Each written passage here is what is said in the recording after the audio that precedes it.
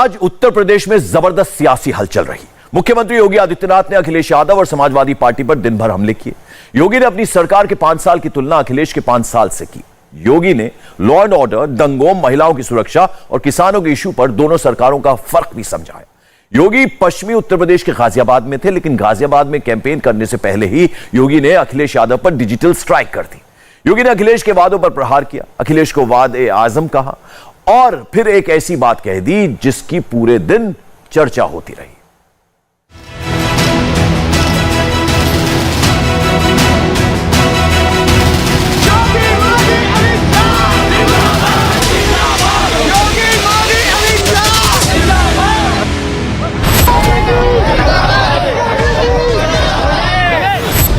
UP की चुनावी लड़ाई अब धीरे धीरे पूरे रंग में आ गई है। पहले और दूसरे राउंड में चुनावी संग्राम पश्चिमी यूपी में होना है, इसलिए इस वक्त फोकस पश्चिमी यूपी पर है। चुनाव प्रचार का शोर पश्चिमी यूपी में सबसे ज्यादा दिख रहा है। लेकिन हैरानी की बात है कि बीजेपी को छोड़कर बाकी सभी पॉलिटिकल पार्टियों के बड़े नेता ग्राउंड पर दिख नहीं रहे। इसी बात को अब बीजेपी मुद्दा बना रही है। अब तक यूपी के सीएम योगी आदित्यनाथ ने समाजवादी पार्टी पर सबसे ज्यादा हमले लॉ एंड ऑर्डर को लेकर किए। योगी ने समाजवादी पार्टी को तमंचावादी कहा, दंगाई प्रेमी कहा, अखिलेश पर माफिया, क्रिमिनल्स और गुंडों को प्रोटेक्ट करने का आरोप लगाया। लेकिन आज योगी ने अखिलेश पर एक ऐसा ट्वीट किया जो बिल्कुल अलग है। पहले आपको योगी आदित्यनाथ का वो ट्वीट दिखाते हैं, फिर इसका मतलब समझेंगे। ये ट्वीट योगी आदित्यनाथ की ऑफिस की तरफ से किया गया है। ट्वीट में लिखा है, और दोपहर 12 बजे सोकर उठने के बाद आंखें मलते हुए तमंचावादी पार्टी के वायदे आजम का अगला वायदा, जुगाड़ लगाकर यूपी के हर बच्चे को उच्च शिक्षा के लिए उनके किसी अंकल के साथ ऑस्ट्रेलिया भेजा जाएगा। इस ट्वीट के क्या मायने हैं? योगी आदित्यनाथ ऑफिस की तरफ से ऐसा ट्वीट क्यों किया गया? यह भी सोचने वाली बात है। दरअसल बीजेपी इस ट्वीट के जरिए जनता के बीच अखिलेश यादव की एक ऐसे नेता की छवि पेश करना चाहती है जो आराम तलब है, जो दोपहर 12 बजे तक सोता रहता है, देर से जागता है और इलेक्शन के इस दौर में जब बीजेपी के नेता पश्चिमी यूपी की सड़कें और गलियां छान रहे हैं, अखिलेश ऑफिस में बैठकर सिर्फ प्रेस कॉन्फ्रेंस कर रहे हैं। दरअसल बीजेपी को समाजवादी पार्टी के अध्यक्ष अखिलेश यादव पर इस तरह के हमले करने का मौका इसलिए मिला है क्योंकि पिछले कई दिन से अखिलेश लखनऊ में ही रहकर चुनावी रणनीति बना रहे हैं। जब से इलेक्शन कमीशन ने कोरोना महामारी की वजह से रैलियों, रोड शो, पब्लिक मीटिंग और पैदल मार्च पर रोक लगाई है, अखिलेश लखनऊ में है। वो समाजवादी पार्टी के दफ्तर में करीब हर एक दिन प्रेस कॉन्फ्रेंस कर रहे हैं जिसमें वो यूपी के लोगों से कोई बड़ा वादा करते हैं। बीजेपी का ये ट्वीट अखिलेश की इन्हीं बातों पर तंज है। संडे के दिन जिस वक्त अखिलेश यादव रिलैक्स थे, योगी आदित्यनाथ गाजियाबाद की सड़कों पर घूम रहे थे। वो दरवाजे दरवाजे घूमकर बीजेपी के लिए वोट मांग रहे थे।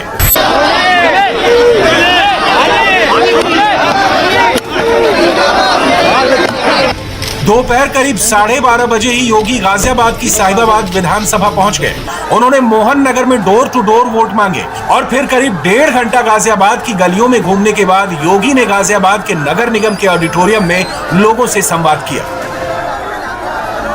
योगी बार बार समाजवादी पार्टी की उस दुखते रग को दबा रहे हैं जो उसकी कमजोरी बन गई है। समाजवादी पार्टी ने वेस्टर्न यूपी के लिए अपनी जो लिस्ट जारी की थी, उसमें कई ऐसे चेहरों को शामिल किया गया था जिन पर कई गंभीर क्रिमिनल केस चल रहे हैं, जिन पर दंगों के आरोप हैं, हत्या की साजिश के मामले चल रहे हैं। योगी ने गाजियाबाद में बीजेपी कार्यकर्ताओं के साथ संवाद किया तो एक बार फिर इसी मुद्दे को उठा दिया। विधानसभा में राजनीतिक दलों के चेहरे क्या हो सकते हैं, यह सोची और वह चेहरे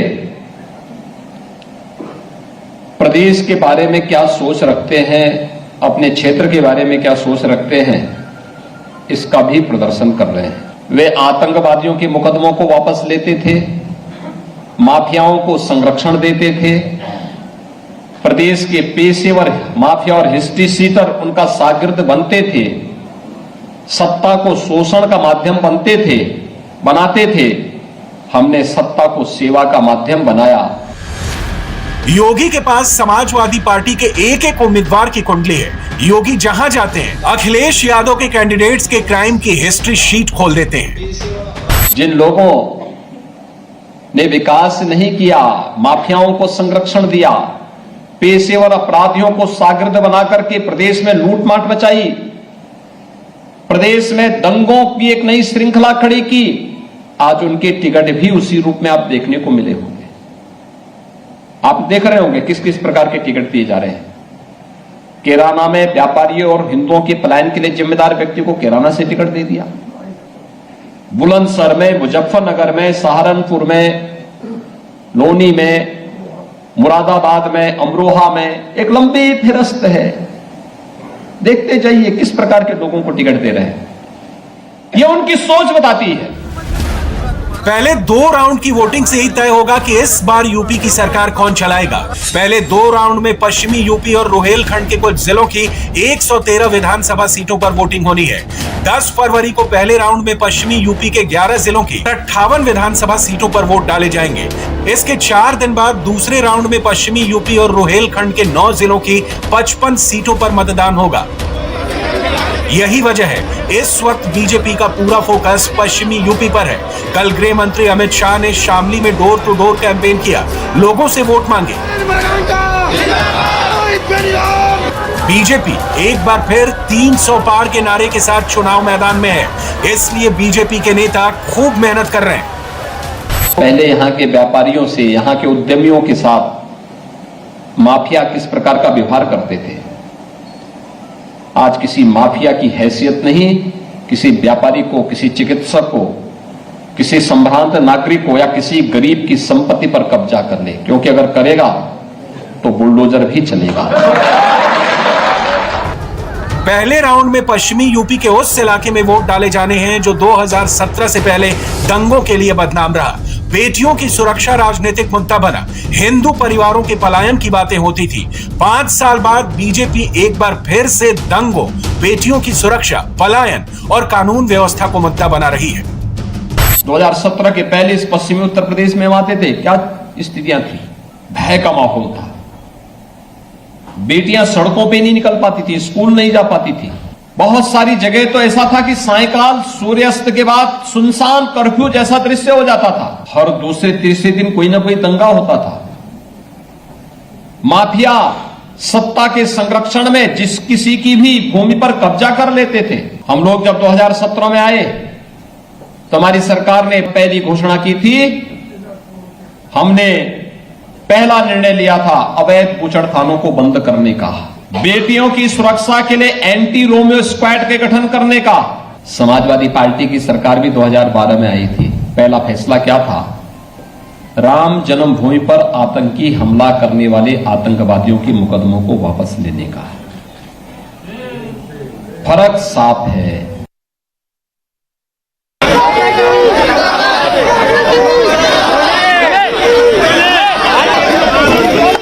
आप जीतेंगे, हमारी शुभकामनाएं आपके साथ है।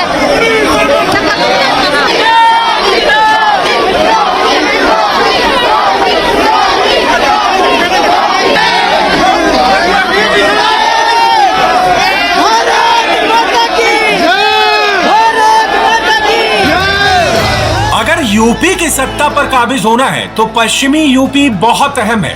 बीजेपी इस बात को अच्छी तरह से समझ रही है, इसलिए बीजेपी की टॉप लीडरशिप पश्चिमी यूपी के अलग अलग इलाकों में कैंपेन कर रही है। योगी गाजियाबाद में प्रचार कर रहे थे तो डिप्टी सीएम दिनेश शर्मा ने गौतम बुद्ध नगर में पार्टी के लिए वोट मांगे।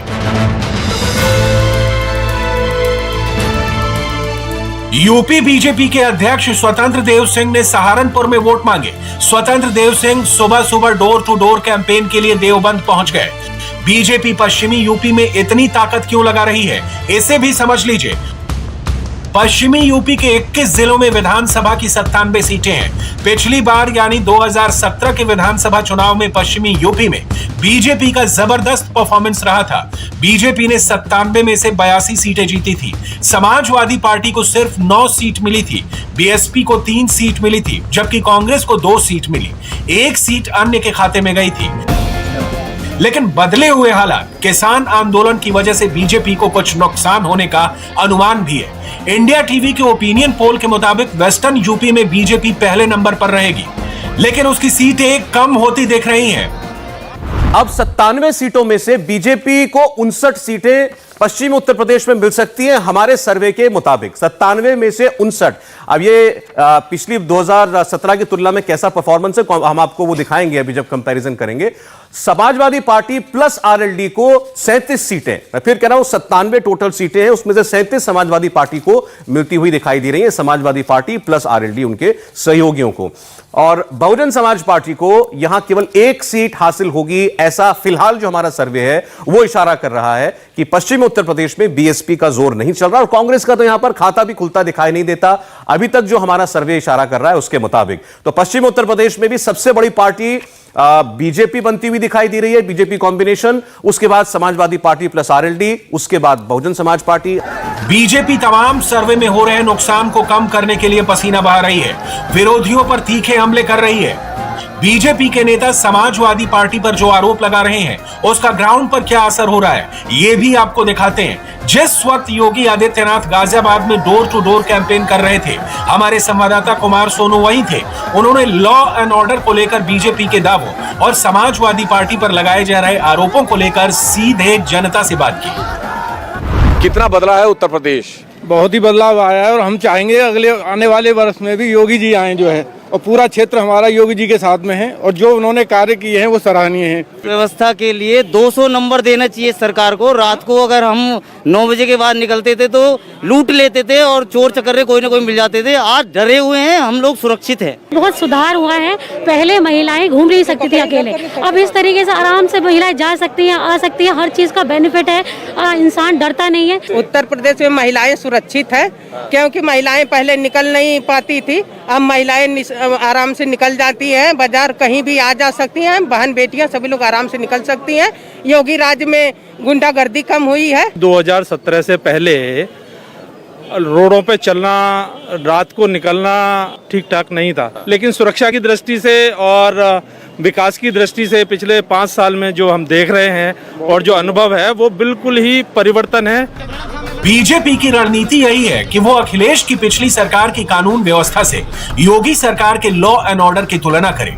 आज बीजेपी ने लखनऊ में डोर टू डोर कैंपेन किया तो लॉ एंड ऑर्डर और बहु बेटियों की सुरक्षा को ही मुद्दा बनाया। लखनऊ में केंद्रीय सूचना प्रसारण मंत्री अनुराग ठाकुर ने बीजेपी के लिए वोट मांगे, लेकिन बात फिर वही समाजवादी पार्टी की लिस्ट पर आ गई। अखिलेश जी प्रेस कॉन्फ्रेंस तो रोज करते हैं, लेकिन सपा गठबंधन की पहली सूची के बाद दूसरी सूची नहीं आ पाई, क्योंकि पहली सूची में या जेल वाले थे या बेल वाले थे। सपा गठबंधन आज नजर नहीं आता है। जो कहते हैं नई सपा है, मैं कहूंगा वही सपा है जिनसे सब खफा है, जनता खफा है, और 10 मार्च को अखिलेश जी कहेंगे ईवीएम बेवफा है। लखनऊ में डोर टू डोर कैंपेन में बीजेपी ने महिला सुरक्षा को हाईलाइट किया। अनुराग ठाकुर के साथ 3 जानी पहचानी महिला लीडर्स को आगे किया गया। हाल ही में समाजवादी परिवार से बीजेपी में आई अपर्णा यादव, कांग्रेस के लड़की हूं लड़ सकती हूं कैंपेन की पोस्टर गर्ल प्रियंका मौर्य के साथ रायबरेली से कभी कांग्रेस का चेहरा रही अदिति सिंह, हाथों में बहु बेटी की सुरक्षा और अधिकार लेके पोस्टर के साथ लोगों से वोट मांगने निकली। मैं यही बात सबसे कहना चाहती हूँ कि भारतीय जनता पार्टी को भारी बहुमत से, क्योंकि यहाँ पे बहू बेटियां सब सुरक्षित हैं, आप लोग विजयी श्री का आशीर्वाद देते हुए भाजपा की फिर से सरकार बनाइए और 2022 में फिर से केसरिया लहराइए। 5 साल मैंने बहुत ही बारीकी से सरकार का काम देखा है, बहुत निकट तरीके से सरकार के साथ काम किया है, और ये मैं दावे के साथ कह सकती हूँ कि जितना काम भारतीय जनता पार्टी की सरकार ने महिलाओं के लिए किया है, महिलाओं के पक्ष में किया है, किसी और पार्टी ने इतना नहीं किया है। आज सुबह सुबह बीएसपी सुप्रीमो मायावती भी एक्टिव हुई। मायावती ने 2 ट्वीट करके बताया कि यूपी की जंग में वो भी दावेदार है। मायावती ने कहा कि वो 1 नंबर है और नंबर 1 की लड़ाई लड़ रही है। लेकिन इंटरेस्टिंग बात ये रही कि मायावती ने अपने दोनों ट्वीट्स में बीजेपी से ज्यादा कांग्रेस पर वार किया। मायावती ने हमले के लिए कांग्रेस को चुना। बीएसपी प्रमुख ने अपने ट्वीट में क्या लिखा, पहले आपको वो बताते हैं। मायावती ने कांग्रेस को वोट कटवा कहा, कांग्रेस पर वोट काटने का आरोप लगाया। मायावती ने कहा कि यूपी को बीएसपी सरकार की जरूरत है। मायावती यही नहीं रुकी, उन्होंने कांग्रेस के साथ साथ कांग्रेस के अभियान को लीड कर रही प्रियंका गांधी पर भी तीखे तंज कसे। इस ट्वीट को देखिए, मायावती ने लिखा है, कांग्रेस खस्ताहाल है। कांग्रेस की हालत इतनी खराब है कि उनकी सीएम उम्मीदवार ने कुछ घंटे में ही अपना स्टैंड बदल दिया। मायावती को कांग्रेस और प्रियंका गांधी पर हमले करने का मौका कैसे मिला, ये भी आपको बता देते हैं। दरअसल 21 जनवरी को कांग्रेस ने यूपी चुनाव के लिए अपना मैनिफेस्टो जारी किया था। कांग्रेस का भारतीय विधान नाम से जारी घोषणा पत्र में कांग्रेस ने यूपी के युवाओं से भारी भरकम वादे किए हैं। इसी कार्यक्रम में प्रियंका से कांग्रेस के सीएम फेस को लेकर सवाल पूछा गया था। प्रियंका ने उस दिन इस बात के संकेत दिए थे कि वही यूपी में कांग्रेस का सीएम चेहरा होंगे। मुख्यमंत्री के चेहरे को लेकर अक्सर सवाल उठते रहते हैं। आपको किसी और का चेहरा दिख रहा है यूपी में कांग्रेस पार्टी की तरफ से? जी, तो फिर तो आप ही चेहरा है, मतलब अब दिख तो रहा है ना सब जगह मेरा चेहरा। प्रियंका जी, नया आयाम देने के लिए नेतृत्व भी नया होना चाहिए। तो दो लोग जो सत्ता के वहां दावेदार हैं वो चुनाव लड़ रहे हैं, तो आप नया आयाम देने के लिए क्या चुनाव लड़ेंगी यूपी में अभी, और कहां से लड़ेंगी? अगर ये तय होगा और जब तय होगा तो आपको पता चल जाएगा। अभी तक ये हमने तय नहीं किया है। लेकिन 24 घंटे में ही प्रियंका गांधी से जब दोबारा सीएम के चेहरे को लेकर सवाल पूछा गया तो उन्होंने इससे इनकार कर दिया। हेजिटेशन कहाँ है? हेजिटेशन किस बात का है? मेरी पार्टी की कहीं कहीं मेरी पार्टी ये तय करती है कि कौन मुख्यमंत्री का चेहरा बनेगा, कहीं कहीं नहीं करती है। तो ये मेरी पार्टी का तरीका है, इसमें हेजिटेशन की क्या बात है? कोई हेजिटेशन नहीं। आपने कहा भी कि आप ही हैं। कोई हेजिट नहीं, मैं ये नहीं कह रही हूँ कि मैं ही हूँ चेहरा। वो तो मैंने थोड़ा चिढ़ के कह दिया, क्योंकि बार बार आप लोग वही सवाल कर रहे हैं, ऐसी कौन सी बड़ी बात है? आप बताइए, इतने प्रदेश हैं, इतने प्रभारी हैं, चाहे कांग्रेस पार्टी के हों चाहे भाजपा के हों, क्या आप उन सबसे पूछते हैं कि वो मुख्यमंत्री का चेहरा बन रहे हैं कि नहीं? क्यों नहीं पूछते? मुझसे क्यों पूछ रहे हैं? ये भी सोचने वाली बात है। मायावती ने अपने ट्वीट में एक बार भी समाजवादी पार्टी और अखिलेश यादव की बात नहीं की, सिर्फ कांग्रेस को निशाना बनाया। मायावती ने वोटर्स को हिदायत दी कि वो कांग्रेस को समर्थन देकर अपना वोट बर्बाद ना करें। मायावती की इन बातों से लग रहा है कि उन्हें अपने वोट कांग्रेस की तरफ खिसकने का डर सता रहा है। मायावती ही नहीं, प्रियंका गांधी पर कभी उनकी करीबी रही, कांग्रेस से विधायक बनी अदिति सिंह ने भी वार किया। अदिति सिंह कांग्रेस छोड़कर बीजेपी में जा चुकी हैं। कांग्रेस अध्यक्ष सोनिया गांधी के संसदीय क्षेत्र रायबरेली से विधायक हैं और इस बार इसी सीट से बीजेपी के टिकट पर मैदान में है। अदिति सिंह प्रियंका को चैलेंज कर रही हैं। अदिति ने कहा कि प्रियंका उनके खिलाफ चुनाव लड़े। वो प्रियंका गांधी से रायबरेली सदर सीट पर मुकाबला करने के लिए तैयार है। चर्चा ये भी है कि प्रियंका गांधी वाड्रा रायबरेली या अमेठी में से कहीं से शायद चुनाव लड़ जाएं। अगर वो रायबरेली आती हैं तो कुछ कहना चाहेंगे, मान लिया रायबरेली सदर से ही वो आ जाएं? बिल्कुल आ जाएं, स्वागत है। तो एक ही बार में दूध का दूध और पानी का पानी हो जाएगा। कांग्रेस पार्टी का इस समय अस्तित्व उत्तर प्रदेश में क्या है? जीरो से भी कम, माइनस में मैं कहूंगी। कांग्रेस पार्टी अपना अस्तित्व पूरी तरीके से खो चुकी है, पूरी जमीन खो चुकी है, पूरा अस्तित्व खो चुकी है। इतने लंबे टाइम उनको मौका मिला जनता का सेवा करने का, जब वो अपनी रायबरेली अमेठी नहीं संभाल पाए तो वो पूरे बाकी देश प्रदेश की क्या बात करते हैं? रायबरेली अमेठी में कोई सीट जीतेगी कांग्रेस इस बार? एक भी नहीं। अदिति सिंह कांग्रेस पर तीखे हमले कर रही हैं। कांग्रेस के चुनावी नारे लड़की हूं, लड़ सकती हूं को फर्जी बता रही हैं। ये जो बोगस नारे दे रहे हैं, लड़की हूँ लड़ सकती हूँ, यही सारी चीजें जो आप कह रहे हैं कि हम 40% टिकटें देंगे महिलाओं को, हमको सबसे पहले ये नहीं समझ में आता कि यदि ये चीज उत्तर प्रदेश में करने का प्रयास कर रहे हैं तो बाकी प्रदेशों में क्यों नहीं कर रहे हैं? पंजाब भी चुनाव की तरफ जा रहा है, उत्तराखंड भी जा रहा है, गोवा भी जा रहा है। इन प्रदेशों में ये चीज क्यों नहीं लागू करी गई है? गोवा में 28 टिकटों में से महज 2 महिलाओं को टिकटें दी हैं। तो क्या वहाँ की महिलाएं काबिल नहीं है, या क्या वहाँ महिलाएं नहीं है, या कार्यकर्ता नहीं है आपकी महिला कि आप टिकट नहीं बांट रहे हैं? तो इन सारी ये जो इनकी डुअल पॉलिटिक्स है बहुत ही बोगस है और बहुत ही सब लोग जान चुके हैं, सच हकीकतें जान चुके हैं कांग्रेस पार्टी की, और ये बस जनता को गुमराह करने का प्रयास है। इस वक्त यूपी की सियासत में जबरदस्त उतार चढ़ाव हो रहे हैं। आज समाजवादी पार्टी के लिए एक बुरी खबर आई। मुरादाबाद के मुस्लिम नेता और समाजवादी पार्टी के विधायक हाजी रिजवान ने पार्टी छोड़ दी। हाजी रिजवान मुरादाबाद की कुंदरकी सीट से 4 बार विधायक रह चुके हैं, लेकिन इस बार अखिलेश ने उनका टिकट काट दिया। हाजी रिजवान की जगह सांसद शफीकुर रहमान बर्क के पोते जियाउर रहमान बर्क को उम्मीदवार बना दिया। हाजी रिजवान इस बात से खफा हो गए और उन्होंने पार्टी छोड़ने का ऐलान कर दिया। मैं समाजवादी पार्टी से इस्तीफा देता हूँ।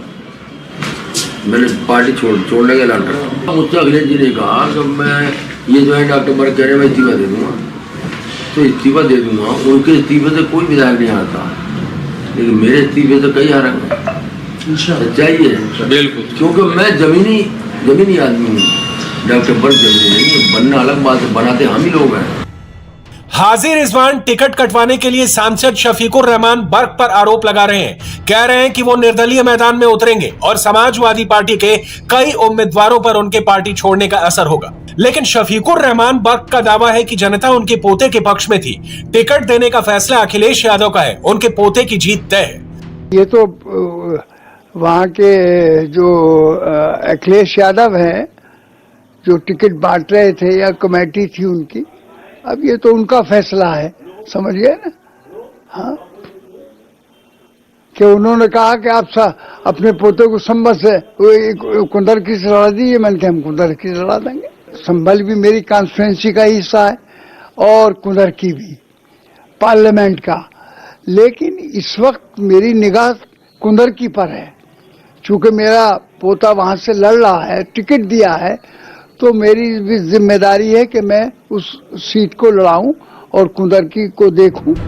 मुरादाबाद समाजवादी पार्टी का मजबूत इलाका रहा है, लेकिन हाजी रिजवान के इस्तीफे के बाद अब यहां समाजवादी पार्टी के लिए लड़ाई मुश्किल हो सकती है। लेकिन टिकट नहीं मिलने से नाराज नेताओं और दल बदल से सिर्फ समाजवादी पार्टी परेशान नहीं है। आगरा की फतेहाबाद सीट से बीजेपी के सिटिंग एमएलए जितेंद्र वर्मा ने आज पार्टी छोड़ दी।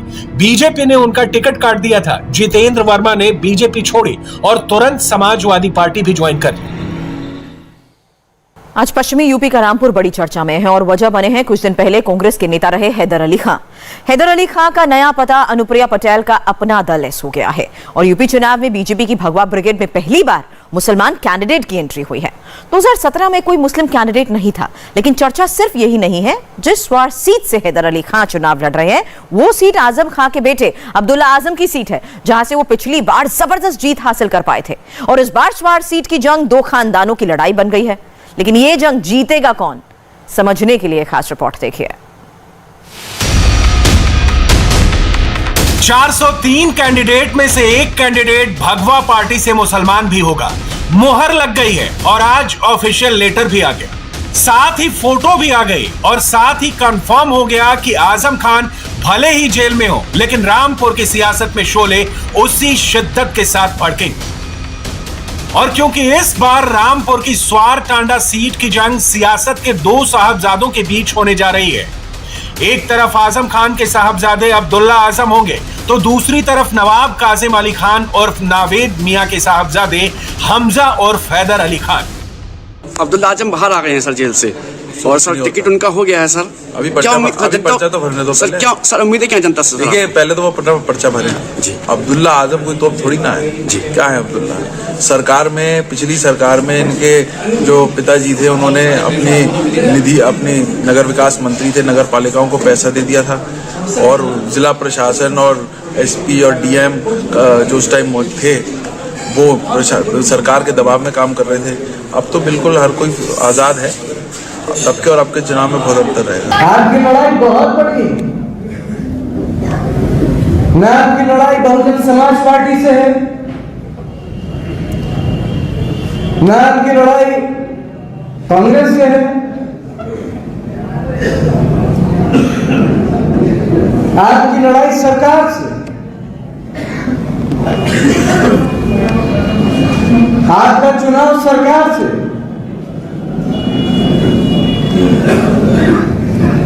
और सरकार कोई कसर नहीं छोड़ेगी आपको ये चुनाव में ज्यादा से ज्यादा नुकसान पहुंचाने। ये तमाम लोग ये चुनाव इसलिए नहीं लड़ रहे कि ये खुद चुनाव जीत जाए, ये चुनाव सिर्फ इसलिए लड़ रहे हैं ताकि आप चुनाव हराएं। हैदर अली खान ने तो कांग्रेस को झटका देकर भगवा ब्रिगेड का हिस्सा बनना स्वीकार कर लिया है और अनुप्रिया पटेल की पार्टी से टिकट भी डिक्लेयर हो गया है और अब्दुल्ला आजम का भी टिकट लगभग क्लियर है, बस कंफर्मेशन बाकी है। लेकिन दो सियासी पुत्रों की लड़ाई ने स्वार टांडा विधानसभा में पूरा माहौल बना दिया है। वो जब से आए क्षेत्र में भी काम है। हाँ, मैं मानता हूँ कि कोविड प्रोटोकॉल सबको फॉलो करना चाहिए और सिर्फ मतलब सोशल मीडिया का माध्यम बहुत ज़रूरी है, लेकिन पब्लिक के बीच में फिर भी तो जाना पड़ेगा। डोर टू डोर कैंपेनिंग 5 लोगों की वो भी ज़रूरी है। जो आदमी अभी तक विधानसभा ही नहीं गया तो वो सोचिए वो क्या करेगा। जब वो विधायक था तब उनके पास लोग जाते थे, उन्होंने कहा कि हमारी सरकार नहीं है, हम पे इतने मुकदमे, हम अपनी नहीं सही कर पा रहे। तो जो आदमी अपनी सीधी नहीं कर पा रहा वो पब्लिक की क्या। नवाब खानदान के साहबजादे हैदर अली खान अपना दल वाले कब से वोटर्स को भरोसे की चाय पिला पाएंगे या नहीं, ये तो आगे पता चलेगा। लेकिन जिस तरह से हैदर अली खान ने दांव खेला है उससे तो ये लगने लगा है कि स्वार की जंग अब्दुल्ला आजम के लिए पिछली बार की तरह आसान नहीं है। अदालत ने अभी तक इंसाफ किया है, आगे भी करेगी और न्याय मिलेगा। अपने वालिद साहब के लिए क्या कहेंगे, क्योंकि वो भी एक लंबे समय से उनको भी देखिए, मैंने यहाँ से पहले भी कहा था, हम तो भैंस चोर बकरी चोर लोग हैं, क्या कह सकते हैं। जो हुआ है उसकी सच्चाई आप भी जानते हो, मैं भी जानता हूँ। एक आखिरी सवाल है, आज आप अखिलेश यादव से मिले, क्या आगे आप इस वाले? मैंने इस बात को पहली बात बता दी, जो पार्टी कहेगी मैं वो करूँगा। अखिलेश जी से मिलना वो मेरे पारिवारिक संबंध है, मैं इसलिए मिलने आया था। कोई राजनीतिक उसमें उसका ना कोई राजनीतिक मतलब नहीं होना चाहिए, वो सिर्फ एक पारिवारिक रिश्ता है, उसकी वजह से मिलने गया। अगर हैदर अली ऐसा कह रहे हैं तो उसे समझने के लिए हैदर अली खान के पूरे पॉलिटिक्स को देखना होगा। सबसे पहले इस लिस्ट को देखिए। ये list all India Congress committee की यूपी चुनाव की पहली लिस्ट है। पहली लिस्ट में 30 प्रत्याशियों के नाम घोषित किए गए थे। अब 8वें नंबर का नाम देखिए। स्वार विधानसभा सीट से हैदर अली खान का नाम लिखा है। कांग्रेस ने लिस्ट घोषित कर दी थी, लेकिन ऐन चुनाव से पहले हैदर अली खान ने पंजा छोड़कर अपना दल एस का कप पकड़ लिया। हैरानी इस बात की है कि हैदर अली खान का पूरा परिवार अब तक कांग्रेसी रहा है। पिता और पूर्व मंत्री नवाब काजमी अली खान उर्फ नावेद मियां कांग्रेस पार्टी से रामपुर नगर विधानसभा से इस बार भी उम्मीदवार हैं। हैदर अली खान की दादी बेगम नूर बानो कांग्रेस की पुरानी नेता रही हैं और सांसद भी रह चुकी हैं। रामपुर में पिता बनाम पिता होने की बात कही जा रही है, तो स्वार में बेटा वर्सेस बेटा। समाजवादी पार्टी ने अभी टिकट का ऐलान तो नहीं किया है, लेकिन कयास यही लग रहे हैं कि रामपुर और स्वार सीट पर लड़ाई दो सियासी खानदानों के बीच में होने जा रही है। तो क्या हैदर अली खान की कांग्रेस छोड़ अपना दल ज्वाइन करने की वजह भी यही है? क्या हमने अपनी विधानसभा के लिए जो जनता के हित में हमें सही लगा, हमने वो किया है जी।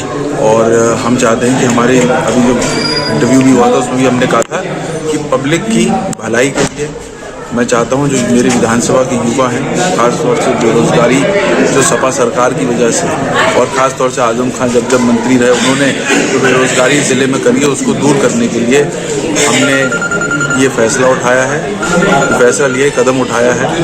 और हम इस मौजूदा सरकार में जिसमें माननीय योगी आदित्यनाथ जी हमारे प्रदेश के मुख्यमंत्री, आपके हमारे सभी के लोकप्रिय मुख्यमंत्री हैं, उन्होंने जो काम किया है, उनकी सरकार ने जो काम किया उससे हम प्रभावित हुए हैं। और हमारा मानना है जैसे हमारे लालपुर का पुल का भी निर्माण इन्हीं की सरकार में शुरू हुआ है, जो सपा सरकार में तोड़ा, जो पुल तोड़ा गया था, जिससे लाखों आदमी, हर जाति, हर धर्म, हर बिरादरी का आदमी परेशान है, बिजनेसमैन परेशान है, खेती किसान आदमी परेशान है। तो आज वो काम शुरू हुआ है। हम भी सरकार में हमने अर्जी लगाई थी, तो हम चाहते हैं कि हम अपनी पब्लिक के हित में जो बेहतर कर पाए वो। जिस तरह से हैदर अली खान ने दांव खेला है, अब्दुल्ला आजम के लिए स्वार की लड़ाई 2017 जैसी आसान लड़ाई तो नहीं दिख रही है। वो पब्लिक की क्या करेगा? क्या समझते हैं ऐसा योगी जी वापसी कर पाएंगे? बिल्कुल निश्चित रूप से महाराज जी श्री योगी आदित्यनाथ उत्तर प्रदेश के मुख्यमंत्री बनने जा रहे हैं फिर से। रामपुर में 5 सीटें भारतीय जनता पार्टी बहुत ही अच्छी तरह से जीतेगी और मजबूती के साथ हम चुनाव के मैदान में हैं और भारतीय जनता पार्टी के कार्यकर्ता और लोगों का आशीर्वाद हमेशा भारतीय जनता पार्टी के साथ रहा है और योगी जी का जो 5 वर्षों का काम और केंद्र सरकार का 7.5 सालों का काम लोगों के सामने है। आजम खान ने सुप्रीम कोर्ट में याचिका लगाई है चुनाव प्रचार के लिए। अभी तो मैटर सुब्रजीत से जाने। लेकिन सवाल यह है कि जिस अब्दुल्ला आजम ने 2017 की विधानसभा में जीत दर्ज की थी, क्या उनको शिकस्त दे पाएंगे? 2017 विधानसभा चुनाव में अब्दुल्ला आजम को 1,06,443 वोट मिले थे, जबकि दूसरे नंबर पर रहे सैनी को 53,347 वोट मिले थे। तीसरे नंबर पर बीएसपी के नवाब काजिम अली खान थे, जिन्हें 42,233 वोट मिले थे। समाजवादी पार्टी का वोट शेयर 51.69% था, जबकि दूसरे नंबर पर रही बीजेपी का वोट शेयर 25.91% था। वहीं बीएसपी का वोट शेयर 20.51% था। ये पैगाम देकर भेजा था कि तनाज और पूरे जिले के जब आए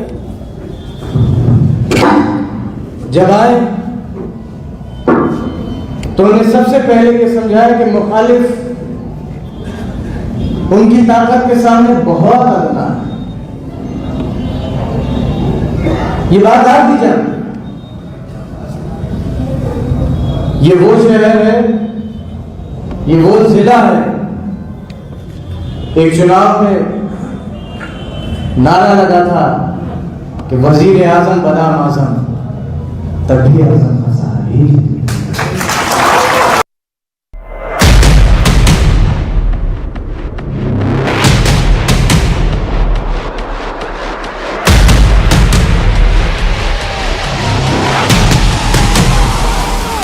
लेकिन इस बार 2012 और 17 जैसे हालात नहीं है। न पहले वाला आजम खान का जलवा है, ना ही रसूख।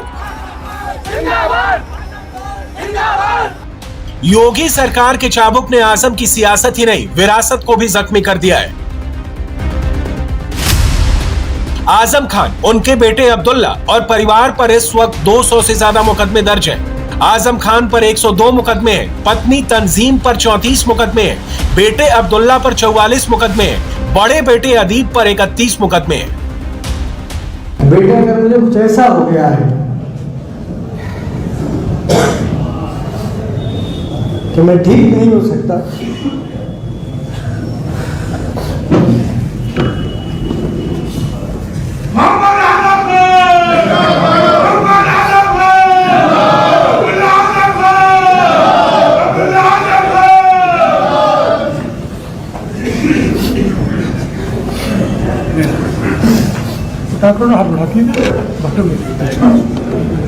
तो जो हो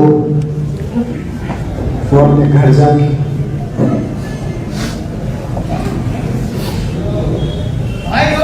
आपके साथ है।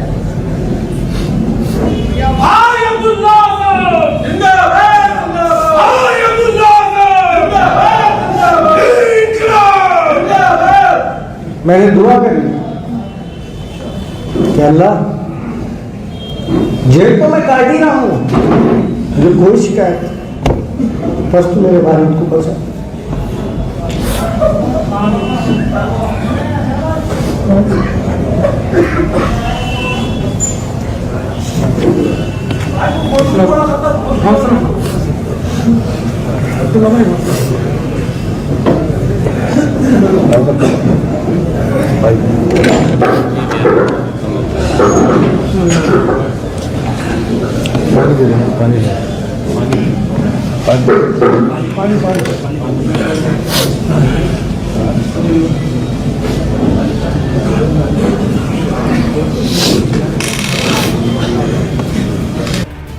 आजम खान जेल में है, पत्नी और बेटा अब्दुल्ला जमानत पर है। समाजवादी पार्टी ने टिकट का ऐलान नहीं किया है। टिकट के इंतजार की राह में ये मुकदमे रोड़ा है।